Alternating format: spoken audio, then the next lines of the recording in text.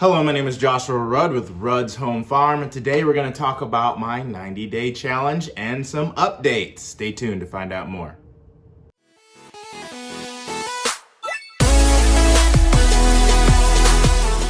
So I know this one's a few days early, but I am changing my objectives and how I'm going to go about this 90-day challenge.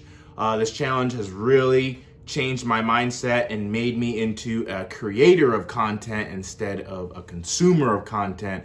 But how I'm going about it is going to change, and you'll find out later. But first, we'll talk about how is my channel doing. So 3 weeks in, posting a video every day has gained me a steady growth. If you want to see it, it's right here. And you can see that even though I've had some spikes, it has grown significantly, and you can see an upward trend, and not too much to report. So it's just continuing on with the continuing on. It's a compounding sort of thing. So it's the more videos you make, the videos stay up on YouTube forever until whenever, and each of those videos continues to get views. And so the more videos you have, the more views you will get faster, and then that's the rule of compounding. And so it's like the more videos you put out there, the faster you will grow. So definitely going to keep making videos, and I'm definitely going to go ahead and continue to grow this channel and continue to help people who are trying to learn about hydroponics, indoor gardening, and outdoor gardening. So next week, I'm going to go back to work. I do maintenance and electrical work, just general maintenance at buildings. And I got let go of my last job right during the shutdown of COVID. And so I got an in-between maintenance shift job. This is kind of like a little background story being. So I got an in-between maintenance shift on nights on an assembly line that makes hand sanitizers. If you know about maintenance jobs, pretty much most maintenance jobs want you to start on night shift and kind of work your way onto days over the course of years or so, because I guess just the nature of maintenance, you need maintenance. A lot of buildings need maintenance 24 hours. And it is, of course, more desirable to be on day shift than night shift. So it's easier to get the night shift jobs, more difficult to get the day shift. So most companies expect you to just kind of come in on night shift, spend a few years, and then move on to day shift. I was like, ain't nobody got time for that.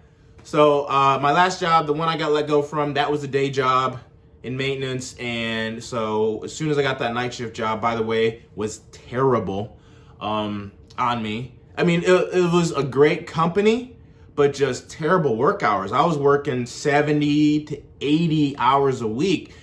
That's half of the week I'm working. And then, of course, you have to sleep, right? And so then the other half you're sleeping, and it was all on nights, and it was like this 12-hour rotating shift. So you work a couple days, and then you're off a couple days, and then you work a couple days. But since I'm new and they wanted me to learn a lot, they wanted me to come in on days off to do another 12-hour shift or a 6-hour shift. And even there's mandatory overtime. So you're already working 50, 60 hours a week, and then they bring you in mandatory overtime, and that's what just brings it up to like 70 to 80 hours a week. It's almost inhumane.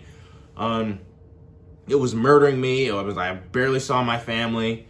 I was nothing but tired. When I actually had days off, you just sit there like, ugh. And it kind of like, you get like this surreal feeling of like, am I really not at work right now? It's just you're there so much, and it's like you can't even enjoy home time because it's like it feels like you're in Twilight Zone, right? You're living a second life that you only get a few hours of. You only get a few hours of family time, a few hours to relax, and then you're back at the job. So all while I was doing that, pretty much, I was lurking for a job. Like, you have to put a lot of effort into a job search if you want a day shift maintenance position. So it took about a month of checking every day, putting in applications every day, following up on everything every day, doing interviews on my days off, you know, being available for interviews, even though I work 12-hour shifts and like, you know, they want me to come in on the day when I'm trying to sleep, but who cares? So eventually I landed a day shift job. So I wasn't gonna accept anything but day shift. So I got a day shift job and my background check cleared, and Monday, I'm going back to work. So with that being said, I've been off. As soon as I got the job, I went ahead and quit that night shift job because ain't nobody got time for that. Yeah, it's kind of like a mindset because like everybody else there were like, oh, this sucks, but there's no other way. And I was like, there is another way. Ain't nobody got time for that. I'm out. So I quit that job and I took a month off just to like recover. I mean, for the first week and a half, I was just recovering from like all that stuff, you know, being asleep while I'm woke, being woke when I'm nighttime. And then after a week and a half, I could finally like get back to normal and enjoy the family. And then, you know, that's when I was able to start getting into this YouTube channel and, you know, into affiliate marketing and to figuring out what the audience wants to hear and generating content that they would want to watch. So that's going to change how I go about this 90-day challenge. I'm not gonna have as much time to devote to posting videos, editing videos, and stuff like that. So now I'm going to post a video every other day in what is called, Miles Beckler called, is it a marathon pace. Something that you could maintain indefinitely. So every other day, I'll be posting either a video or a blog. Oh, my blog. Okay, so now we're going to talk about the blog. I started a blog. I had a website because I initially wanted to start a microgreen business and sell microgreens to local restaurants. But it's just like I wasn't really, you know, people weren't really getting on board and aren't responding. And so I kind of just got distracted with the whole thing and just I enjoyed growing indoors, but the selling portion of it to customers kind of fell through. And so I had a website that wasn't being used on Wix. And so pretty much I just let that thing sit for a few weeks. But now I have a purpose for it. When you're doing affiliate marketing and you're generating content, you can use multiple platforms. There's a saying called 2 is 1 and 1 is none. That's another quote that I heard from Miles Beckler. He's like my free guru. Like, you know, if you want to start affiliate marketing, check him out. You know, I'll leave a link for him, but you know, that's all free. So what he means by 2 is 1 and 1 is none, if you have 2 different sources of putting your name out there is equivalent of 1. For like, if I only post to YouTube, YouTube can demonetize me, YouTube can crush my channel, YouTube could go away, YouTube might not be here in 20 years or something.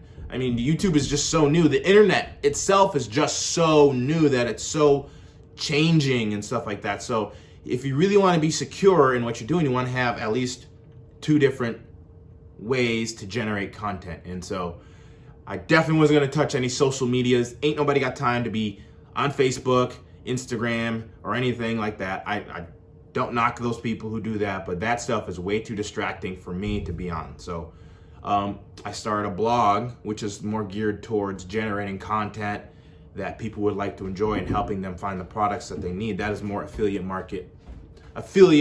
marketing focus. And this YouTube channel is more like how-tos and information and stuff like that. And there's going to be like less sort of geared towards helping you find the right things. But, you know, I'll have like similar content on both. I'm just trying to figure it out. It's like I kind of want to see if I like which one I like better, because do I like making YouTube videos and editing and lighting and the whole process, or do I like blogging, where you're just clocking away at a computer and there's like, it's actually, I think it's about equivalent amount of work, but it's just like what you do better. It's like for time-wise, just, you know, blogging is just as difficult as making videos because you're just doing different things or 2 different learning curves. So I haven't figured out what I like to do yet. Okay, so now we're going to check out the things. Okay, so here's my grow setup. Everything's This lettuce right here is almost ready to harvest. I probably could get a little harvest off of this, but I just want to let them grow so I can just get a bigger harvest. This little garden mix, I'm not really sure. I haven't really eaten any of it yet, but it's got like kale and broccoli leaves and I think arugula or something like that. But, you know, we'll keep moving on with that. Our kale is still small, nice and compact. This is a good size to have kale. It'll keep getting bigger. It'll get really big, and so just be patient with it. Celery is doing really, really good. I mean, this celery was really small, and now it's really big. So here's my newest addition to the hydroponic system. It is strawberries. So I made a video on how to make strawberries from runners, and you can just put them in your system. And this was about a week ago, like maybe 3 or 4 days ago actually. And so all of them have survived and have grown roots and are getting bigger. We got lavender over here. This is my second try at lavender. So I kind of want to see how lavender would do hydroponically. And I had a bunch of seeds. And so we'll see how that goes. They take a long time to germinate, up to like 10 days just to germinate. Yummy. And Look, yummy, yummy. yeah, yummy, yummy. And pretty much, yeah, we'll just see how that goes and see how, I mean, my first attempt was pretty bad. You could probably look at that other video, my first video I've ever posted. Okay, and so down here, we got kale in the middle. It's doing really good, really big. That's probably, I can probably eat those leaves now. Cucumber plant, which was sunburnt. If you see in my video on how to give the right videos, looks like it's really doing better. A lot better. So, and of course basil does really good. You know, I probably gotta start harvesting these leaves or else it might go to flower. So, and broccoli. This is definitely not how I imagined broccoli to look. I thought, you know, there's that big stem in the middle or something, but I don't see that. So we'll see how that works. The first time growing broccoli, we'll see what happens. And this is my daughter eating lettuce. Is it good, Sophia? You know what? I'm gonna try some too. Let's see how it tastes like. That's really good.